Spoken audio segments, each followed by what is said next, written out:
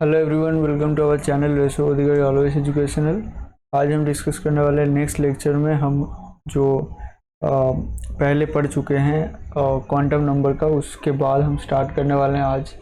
और डेफिनेटली आज पूरा आप पढ़ के यहाँ से निकलेंगे। सारा जो भी कंसेप्ट है आप क्वांटम नंबर के बारे में अगर आपका डिस्कशन होना ज़रूरी डेफिनेटली यहाँ पे है, हम करेंगे भी।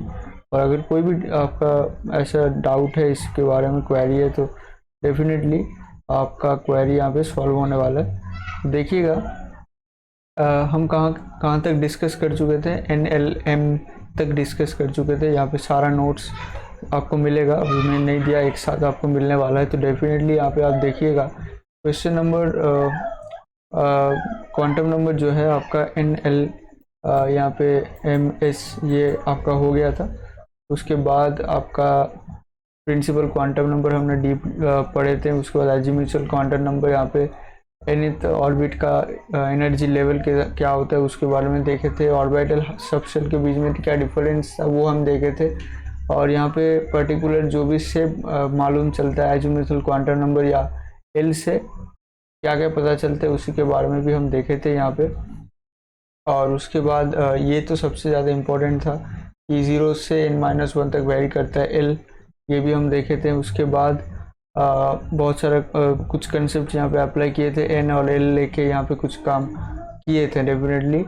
उसके बाद आप डेफिनेटली यहाँ पे number of shell in orbit और नंबर ऑफ शेल की इक्वल नंबर ऑफ ऑर्बिट और ऑर्बिट नंबर, तो इसके बारे में भी देखे थे। और कंक्लूजन यहाँ पे किए थे ऑफ सबसेल एंड ऑर्बिटल, और ये कंफ्यूजन भी क्लियर किए थे कि सबसेल और ऑर्बिटल के बीच में क्या डिफरेंस होता है। सारा कुछ आपको पिछले जो भी वीडियोस जो भी लेक्चर हम डाल चुके हैं ऑन क्वांटम नंबर उसमें मिल जाएगा। डिस्क्रिप्शन पे आपको लिंक भी मिल जाएगा। पहले अगर आप ये वीडियो डायरेक्ट इसमें आ गए हैं तो डेफिनेटली लेक्चर 1 को देख के आप इसके बाद इसको अटेंड कीजिएगा। इन कुछ कंसेप्ट भी क्लियर किए थे, जैसे एंगुलर मोमेंटम यहाँ पे ऑफ इलेक्ट्रॉन, उसके बारे में भी देखे थे। तो ये सब कंसेप्ट यहाँ पे देखे थे। 3p सबसेल का जो OM है ये भी हम देखे थे। S सबसेल का जो भी OM मतलब ऑर्बिटल एंगुलर मोमेंटम, जिसके बारे में भी हम डिस्कस किए थे। मैग्नेटिक क्वांटम नंबर और बहुत सारे क्वेश्चंस डिस्कस किए थे। तो आज हम पढ़ने वाले हैं उसके बाद जो भी है उसके बारे में हम आज पढ़ने वाले हैं, ठीक है। उससे पहले कुछ मैं आपको बता देता हूँ, जैसे number of orbitals in a given subshell is equals to 2l+1 होता है, ठीक है। तो अगर आप कोई भी number of orbitals in a given subshell की बात करोगे, मतलब मान लो कि S ऑर्बिटल है, तो उसमें आप सबसेल निकालना चाहते हो कि कितना सबसेल है, ठीक है, सॉरी कितना ऑर्बिटल है, तो आप कितना कैसे निकालोगे? 12+1 से। 12+1 इसमें अप्लाई कीजिएगा तो कितना आएगा? 2 × 0, क्योंकि S के लिए क्या होता है, L की वैल्यू 0 होता है। पहले हम डिस्कस कर चुके थे, +1 मतलब 1। हाँ बिल्कुल एक ही सबसेल होता है, ये देखिए, ठीक है। उसके बाद अगर आप P की बात करोगे तो P के लिए L क्या होता है? 1 होता है। अप्लाई कीजिए 12+1 तो क्या आ जाएगा? 2 × 1+1 तो आपका 3 आएगा। बिल्कुल 3 ऑर्बिटल होता है। इसलिए मैं आपको ऑलरेडी पहले ही कंफ्यूजन क्लियर कर दिया था कि ऑर्बिटल और सबसेल के बीच में क्या डिफरेंस होता है। तो ये जो है ना, एक एक जो भी घर है इसको हम बोलते हैं ऑर्बिटल, और सबसेल होता है P, S और D, F, ये सब होता है क्या? सबसेल, ठीक है। इसको हम कहते हैं सबसेल, और जो ये है इसको हम कहते हैं ऑर्बिटल, ठीक है। अच्छा, यहाँ पे जो D होता है इसके बारे में आप देख सकते हो, इसका जो L होता है वो 2 होता है। तो L इक्वल टू यहाँ पे अगर 2 होगा तो आप देख सकते हो यहाँ पे 12+1 लगाओगे तो 2 × 2+1 तो आपका 5 आएगा। तो इसका जो ऑर्बिटल होता है वो 5 होता है, ऐसा 1 2 3 4 5, ठीक है। F की अगर बात करोगे तो 12+1 लगाओगे तो F के लिए जो होता है L इक्वल टू 3 होता है। इसमें लगाओगे तो क्या आएगा? 3 × 2+1 मतलब 7। तो यहाँ पे 7 होता है, 1 2 3 4 5 6, 1 2 3 4 5 6 7 ऑर्बिटल्स होता है। तो ये कंसेप्ट क्या बताता है? L के बारे में बताता है, मतलब L इस पर्टिकुलर कंसेप्ट के बारे में बताता है। ठीक है। और डेफिनेटली मैं यहाँ पे एक और क्वेश्चन आपको करवाना चाहूँगा। जैसे यहाँ पे लिखिए NLMS, ठीक है। अब n के बारे में 1 लिखिए। अब 1 अगर यहाँ पे लिखेंगे तो यहाँ पे ये 0 आएगा, और 0 मतलब क्या है, s होगा। और m क्या होगा, 0 होता है, मैं पहले ही डिस्कस कर चुका था। तो ये जो होगा ना, ये होगा 1s, ठीक है। इसको थोड़ा सा छोटा लिख सकते हो आप, मतलब बना सकते हो जो भी बॉक्स है। तो ये ऐसा होता है 1s, this is called 1s। क्यों? क्योंकि n इक्वल टू 1 इस पर्टिकुलर ये क्या होता है, n इक्वल टू 1 को दर्शाता है, और s क्या होता है, सबसेल होता है। और आप आखिरकार, सॉरी ये s नहीं, ये जस्ट m के बाद जो कंक्लूजन निकलता है वो उसके बारे में बता रहा हूँ, क्योंकि प्रीवियस जो भी हो चुका है उसके ऊपर ही आपका ये क्वेश्चन है। तो आप इसको प्रैक्टिस एज अ प्रैक्टिस या एज अ रिकैप आप देख सकते हो। n इक्वल टू 2 लीजिए, तो इसमें क्या होगा, एक तो 0 होगा, एक 1 होगा। तो 0 मतलब s होगा, और p 1 मतलब क्या होगा, p सबशेल होगा। तो s सबशेल के लिए जो m होता है वो 0 होता है। तो यहाँ पे जो कंक्लूजन निकलता है वो क्या आता है, ये देखिए 2 था, तो 2 और ये होगा s, ठीक है। तो क्या हो जाएगा 2s। पर्टिकुलर इसके लिए देखोगे तो ये तो 2 ऑलरेडी है, लेकिन ये क्या है, ये p है, तो यहाँ पे जो आएगा वो 2p आएगा। और यहाँ पे जो 1 के लिए m कितना आता है, 3 आता है, -1 0 1, क्योंकि जो m होता है वो -l से +l पे वेरी करता है। तो l अगर 1 होगा तो यहाँ पे -1 to 1 होगा, तो इससे क्या आएगा आपका m आएगा -1 0 1। तो इससे 2p आएगा। 2p देखने में कैसा होता है, ऐसा होता है, ठीक है। 3 बात करोगे तो 3 पे क्या होगा, 3 कैसा आएगा, क्योंकि मैं ऑलरेडी डिस्कस चुका था कि नंबर ऑफ ऑर्बिट जो होगा वो नंबर ऑफ सबसेल के इक्वल होता है, नंबर ऑफ सबसेल के इक्वल होता है, ठीक है। देखिए मैं पहले डिस्कस कर चुका था, ये जो मैं अभी बताने वाला था कि आपको मैं दिखाता हूँ। ये देखिए, number of subshell is equal to number of orbit. तो पर्टिकुलर यही कंसेप्ट यहाँ पे अप्लाई हो रहा है। तो आप देख सकते हो यहाँ पे अगर n क्या है, नंबर ऑफ ऑर्बिट, अगर नंबर ऑफ ऑर्बिट 3 है तो डेफिनेटली आपका सबसेल भी 3 होगा, s p और d, ठीक है। तो s के लिए l इक्वल टू क्या हो जाएगा, 1 होगा, p के लिए 0 होगा, l इक्वल टू p के लिए 1 होता है, और d के लिए l इक्वल टू 2 होता है, ठीक है। तो पर्टिकुलर इसके लिए क्या होगा, m इक्वल टू 0 होगा, इसके लिए होगा m इक्वल टू -1 + 1 -1 0 + 1, और इसके लिए होगा -1 -2 -1 0 1 2, और ये d है, ये 3 है, तो ये यहाँ पे जो बनेगा वो बनेगा 3d। 3d कैसा होगा, ऐसा होगा, देखिए 1 2 3 4 5 ऑर्बिटल्स, क्योंकि यहाँ पे 5 वैल्यूज है इसलिए क्या होगा 5 ऑर्बिटल्स। m इक्वल टू -1 0 1, इसके लिए क्या आएगा, देखिए ऑलरेडी p था तो 3 है, तो 3p आएगा, तो यहाँ पे आएगा 3p। देखिए 3 यहाँ पे ऑर्बिटल्स है और m का वैल्यू भी 3 है। m इक्वल टू 0 के लिए हम ऑलरेडी जानते हैं, लेकिन ये 3 है तो डेफिनेटली ये 3s बनेगा, यहाँ पे क्या बनेगा, 3s बनेगा। तो पर्टिकुलर आप क्या कह सकते हो, ये एक as a type of revision था और रिकैप भी था थ्रू क्वेश्चन प्रैक्टिस। अब हम आगे बढ़ने वाले हैं। बढ़ने के बाद हम यहाँ पे क्या देखने वाले हैं, एक और यहाँ पे फॉर्मूला मैं आपको बताने वाला हूँ कि नंबर ऑफ सबसेल ये काम आता है, ठीक है। ये सब जो फॉर्मूला मैं बता रहा हूँ ये काम आता है, इसको डेफिनेटली नोट कर लीजिएगा। जो नंबर ऑफ सबसेल होगा, number of subshell is equals to होता है 3 is equal to shell number. ये मैं ऑलरेडी बता चुका हूँ, लेकिन यहाँ पे बात ये आता है, ये है मेन कंसेप्ट, इसको मैं रेड कलर से लिखता हूँ, ठीक है। इसको मैं स्टार्ट भी दे रहा हूँ कि number of orbitals is equals to number of orbit उसका होल स्क्वायर, ठीक है। अभी तक हम क्या क्या जाने थे कि number of orbit is equal to number of subshell, ये तो हम जानते ही थे, ये एक नंबर है। 2 नंबर में हम क्या जाने थे कि number of what, number of orbitals is equals to 2 times of azimuthal quantum number plus 1। अभी हम जान रहे हैं तीसरा, जहाँ पे नंबर ऑफ ऑर्बिटल्स आप ऐसे भी निकाल सकते हो through the number of orbit. Number of orbit का क्या होता है, होल स्क्वायर होता है। तो इससे भी आप निकाल सकते हो, जो ये फॉर्मूला है। जैसे आप एक एग्जांपल मैं आपको देता हूँ। क्या एग्जांपल है, जैसे मान लो n इक्वल टू 3 है, तो इसके लिए पहले आपको l लिखना पड़ेगा, क्योंकि सारा एक साथ करना होता है। l क्या होगा, 0 1 2 होगा।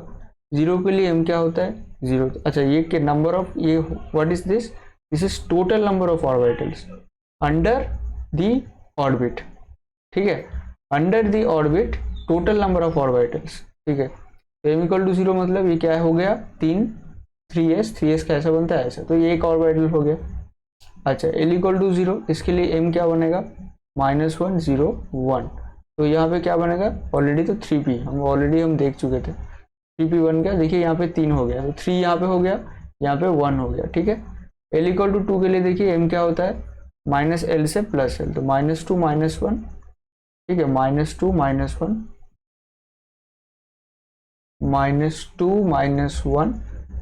0 1 2। तो इसके लिए क्या बनेगा, 3d, तो मतलब ऐसा 1 2 3 4। तो यहाँ पे 1 2 3 4 5, तो यहाँ पे 5। ठीक है, और बनेगा, नहीं बनेगा। तो अब देखिए यहाँ पे ऐड करके 1 + 3 + 5 कितना हो गया, 10। तो ये क्या होना चाहिए, ये होगा number of, total number of what, orbitals. अब इसको हम डायरेक्ट कैसे लिख सकते हैं, ध्यान से देखिएगा। इसको हम डायरेक्ट, एक मिनट, ये 9 होगा ना 5 + 3 + 1 9 होता है। ठीक है, तो यहाँ पे 9 आएगा, तो ये क्या आएगा, 9 आएगा। तो 9 आएगा। अब इसको हम डायरेक्ट यहाँ से भी निकाल सकते हैं। देखिए n इक्वल टू 3 है ना, तो इससे आप डायरेक्ट निकाल सकते हो कि क्या होता है formula, number, total number of orbitals is equal to number of orbit का whole square. Number of orbit क्या है, n इक्वल टू 3 है, तो 3 स्क्वायर कीजिए, डायरेक्ट 9 आता है। ये क्या है, this is total number of orbitals. इससे भी आप डायरेक्ट निकाल सकते हो। What is this, this is actually some formulas. ठीक है, which should be remembered, because ये काम आता है जब कुछ कंसेप्ट, मतलब ऐसे फॉर्मूला डायरेक्ट अप्लाई हो जाता है कोई क्वेश्चंस पे।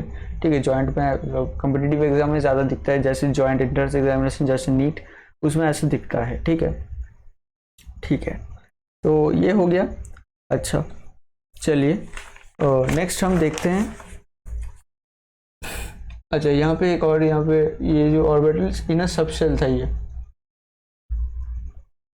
इनर सबशेल था, और ये जो नंबर ऑफ ऑर्बिटल्स है, ये total number of orbitals in a orbit, ये एक ऑर्बिट पे है। ठीक है, ध्यान से देखिएगा ये।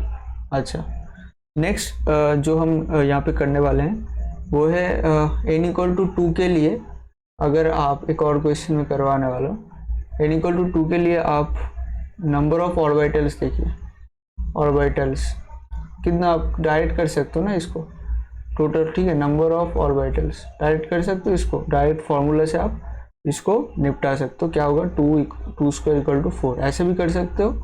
और दूसरा मेथड क्या है, आप वो बना के भी कर सकते हो। n इक्वल टू 2 के लिए l क्या होगा, 0 1, 0 के लिए अलग बनाओ, m इक्वल टू 0, और इसके लिए अलग बनाओ, m इक्वल टू व्हाट, -1 0 1।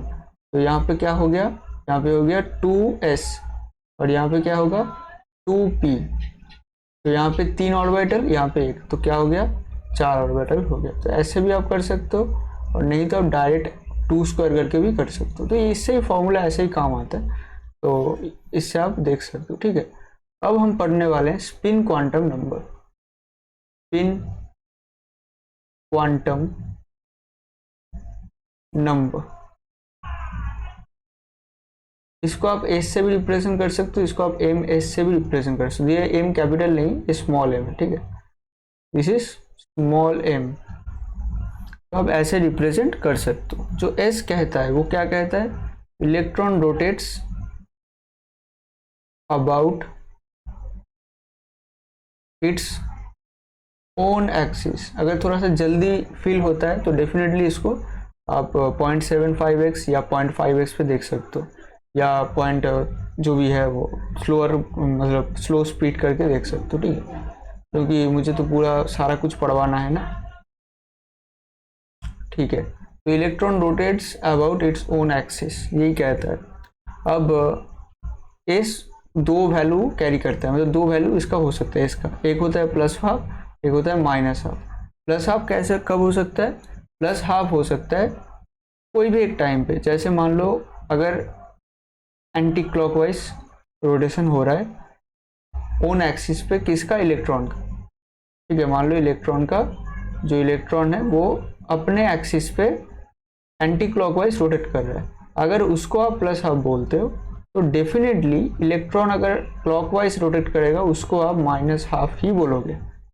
मतलब ये एक के ऊपर दूसरा डिपेंड करता है। अगर आप पहले वाला को प्लस हाफ बोलते हो तो दूसरे वाले को माइनस हाफ बोलना पड़ेगा, और पहले वाले को अगर माइनस हाफ बोलते हो तो दूसरे वाले को क्या बोलना पड़ेगा?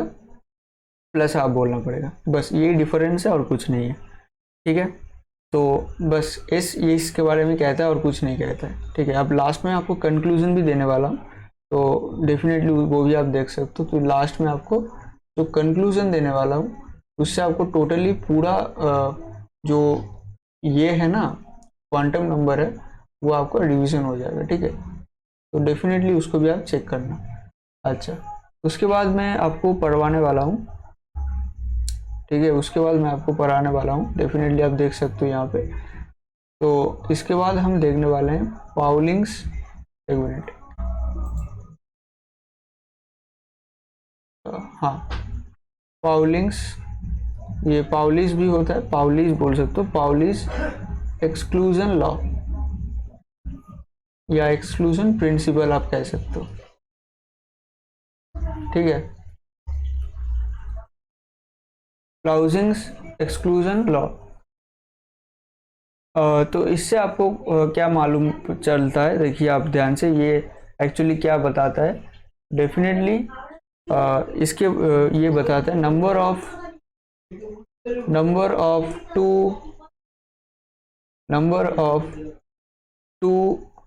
Electrons, number of two electrons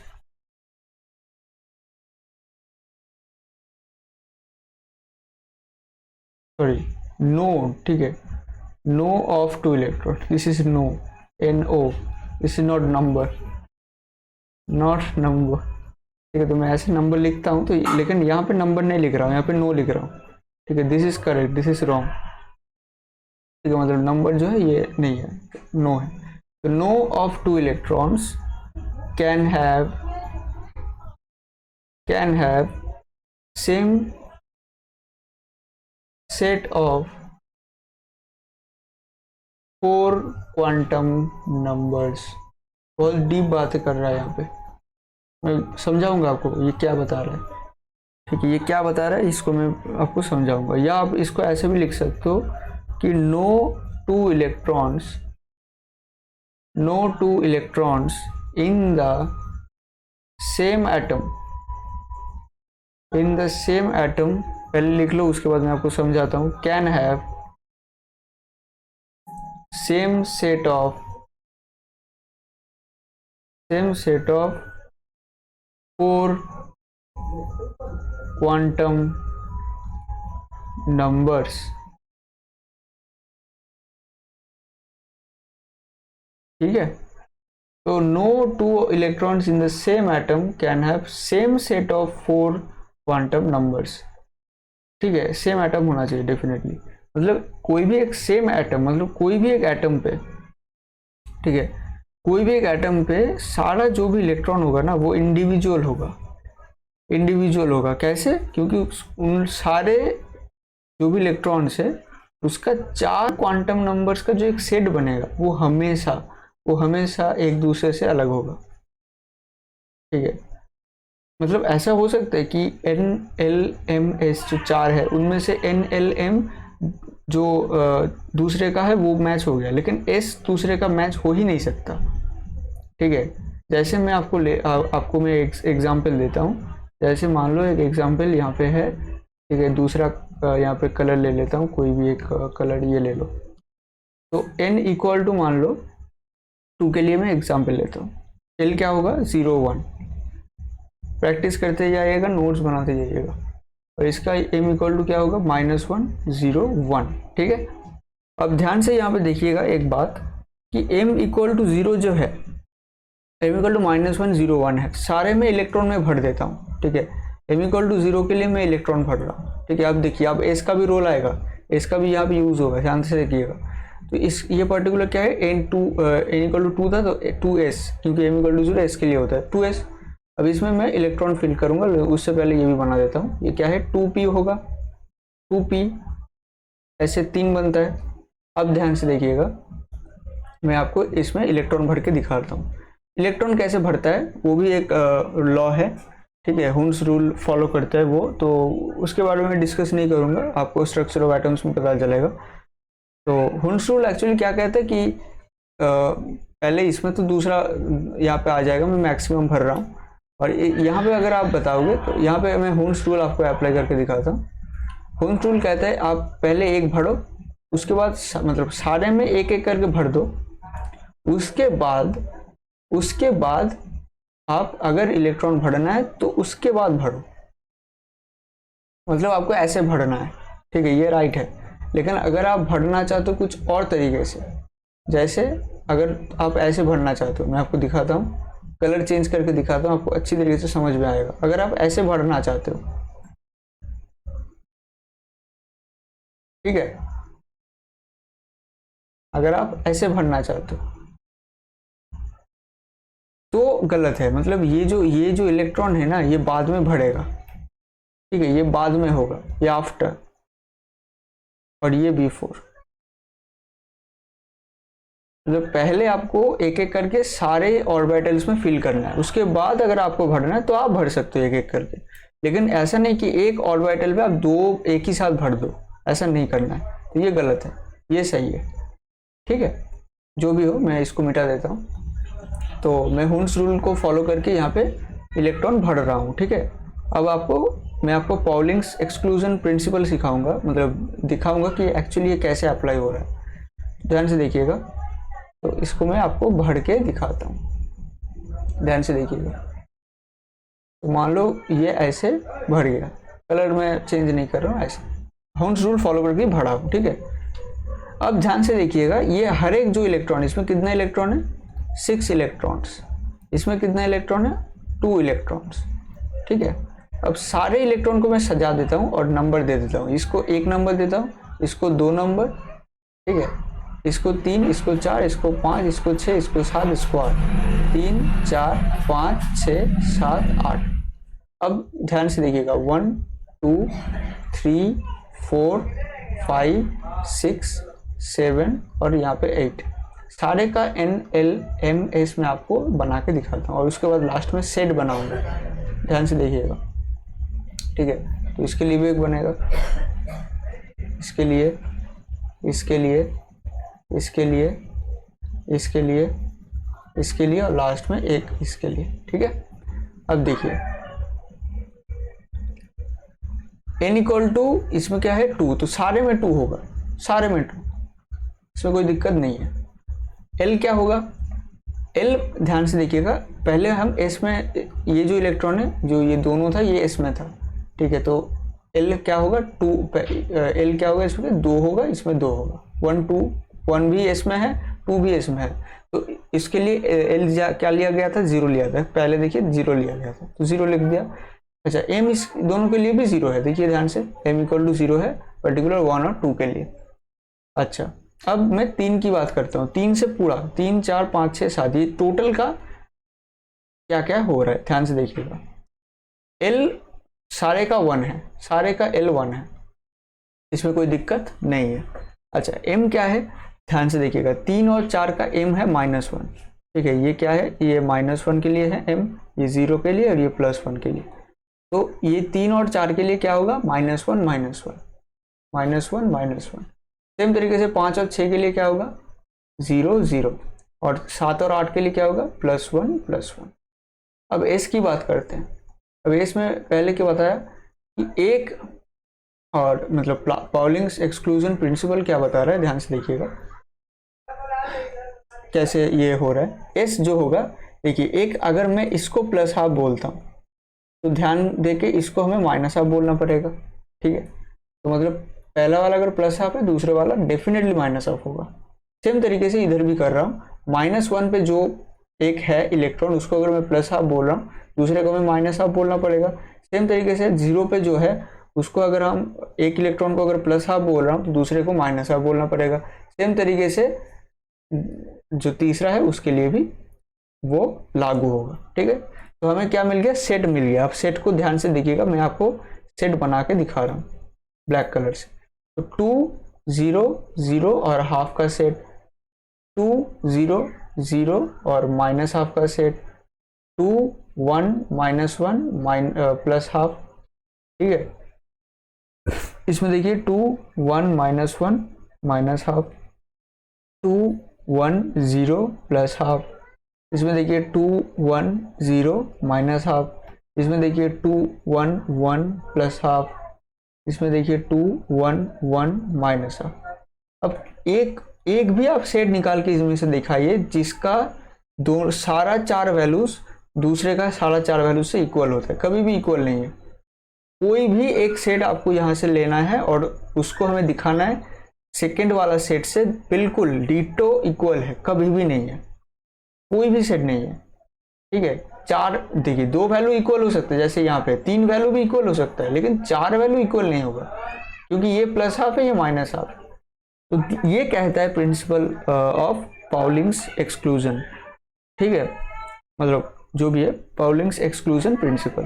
तो पाउलिंग एक्सक्लूजन प्रिंसिपल क्या बताता है, ध्यान से देखिएगा। तो ये बताता है कि पाउलिंग एक्सक्लूजन प्रिंसिपल बताता है number of 2 electrons can have same set of 4 quantum numbers यहाँ पे, ठीक है।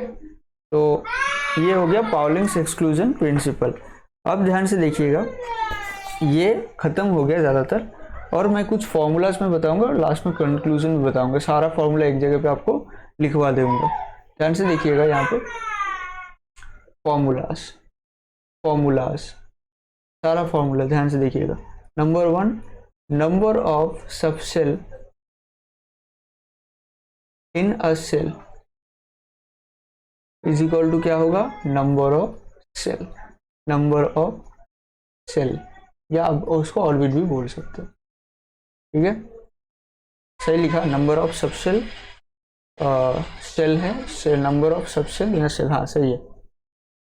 दूसरा है नंबर ऑफ ऑर्बिटल्स, ठीक है, इन अ सेल मतलब orbit, is equal to n², ठीक है। 1 शेल इलेक्ट्रॉन क्या है, 2n², इसको ध्यान में रखिएगा, ठीक है। और 1 ऑर्बिटल क्या है, 2n²/2, मतलब क्या हो गया, n², ठीक है। अच्छा, तो मतलब ऐसे आप याद रख सकते हो, हालांकि जरूरत नहीं है, छोड़िए, ये इसका ज़रूरत नहीं है कोई, आप ऐसे ही इसको समझ सकते हो, मैं आपको समझा भी दिया पहले, ठीक है। अच्छा, तीसरा जो है number of orbitals in a subshell क्या होता है, 12+1। 4 नंबर पे क्या है, number of electrons in a orbital, कितना हो सकता है, मैक्सिमम की बात कर रहा है, कितना हो सकता है, 2 इलेक्ट्रॉन। 5 नंबर पे number of electron in a subshell, तो हम पहले डिस्कस कर चुके थे कि नंबर ऑफ ऑर्बिटल्स कितना होगा, n², तो नंबर ऑफ इलेक्ट्रॉन्स कितना होगा, मैक्सिमम की बात कर रहा है, और एक ऑर्बिटल में 2 बनता है, तो n² में कितना बनेगा, 2n²। तो इससे आप नॉर्मली ऐसे ही देख सकते हो। अच्छा, ये ऐसे भी हो सकता है, या आप इसको मतलब n² के साथ आप देख सकते हो, या आप इसको ऐसे भी देख सकते हो, number of electrons in a subshell, नहीं ये और ये अलग है, ये अलग है, ठीक है। ये एक सेल के अंदर जो इतना इलेक्ट्रॉन, ये सबसेल की बात कर रहा है। सबसेल में होता है 2 × 12+1, क्यों, क्योंकि नंबर ऑफ ऑर्बिटल, नहीं ये वाला नंबर ऑफ ऑर्बिटल, इसको देखिए, तीसरे को देखिए, इससे आपको समझ में आएगा। Number of orbitals in a subshell, number of electrons in a subshell, तो ये दोनों एक साथ मैच कर रहा है, क्योंकि जितना ऑर्बिटल होगा 2 टाइम्स ऑफ उतना इलेक्ट्रॉन होगा, मैक्सिमम की बात कर रहे हैं। और अगर आप इसको देखोगे तो ध्यान से आपको समझ में आएगा। एन स्क्वायर की बात करोगे तो मैं एक और फॉर्मूला यहाँ पे लिख सकता हूँ कि number of electron in a shell वो कितना होता है 2n स्क्वायर। क्यों? क्योंकि ध्यान से देखिए 2 और 6 को देखिए, ठीक है, 2 और 6, 2 में क्या है number of orbitals in a shell n square होगा, तो number of electron in a shell कितना होगा 2 टाइम्स ऑफ, क्योंकि मैक्सिमम की बात कर रहे हैं, ठीक है। तो ऐसी बात है, तो इस तरीके से आप इसको याद रख सकते हो। बस ये कुछ फॉर्मूलाज है और कुछ बढ़िया बढ़िया क्वेश्चन है। अगर आप चाहते हो तो मुझे कमेंट कीजिए, क्योंकि वो ज़रूरत नहीं है, क्योंकि वो थोड़ा सा एडवांस लेवल का है। तो कोई अगर सच में इंटरेस्ट रखते हो तो डेफिनेटली मुझे मास रिक्वेस्ट करना पड़ेगा, तभी मैं इसका वीडियो बनाऊंगा। नहीं तो आपका सारा कुछ यहाँ पे क्लियर हो जाना चाहिए ये 2 लेक्चर में, सब कुछ मैं आपको पढ़ा दिया। ठीक है, मिलते हैं नेक्स्ट वीडियो में, तब तक के लिए गुड बाय। और इस चैनल को सब्सक्राइब कीजिएगा, ऐसे कंटेंट रिलेटेड वीडियो आता है, काउंसलिंग रिलेटेड वीडियो और बहुत सारा स्कॉलरशिप रिलेटेड वीडियो भी मैं डालता हूँ। अदर सारा एजुकेशनल वीडियोस, एजुकेशनल न्यूज़, कैसे डॉक्यूमेंट बनाना पड़ता है, कैसे फॉर्म फिलअप करना पड़ता है, कौन कौन सी चीज़ ध्यान में रखना पड़ता है, कंटेंट ऐसे बढ़िया बढ़िया कंटेंट आपका कॉम्पिटिटिव एग्जाम बोर्ड सारे में काम आता है। तो डेफिनेटली इस चैनल को सब्सक्राइब कर दीजिएगा और लाइक भी कर दीजिएगा अगर आप पसंद आया, और शेयर भी कर दीजिएगा जिनको सच में ज़रूरत पड़ता है ऐसा वीडियोस का, उनके पास पहुंच जाना चाहिए आपके माध्यम से। ठीक है, तो मिलते हैं नेक्स्ट वीडियो में, तब तक के लिए गुड बाय।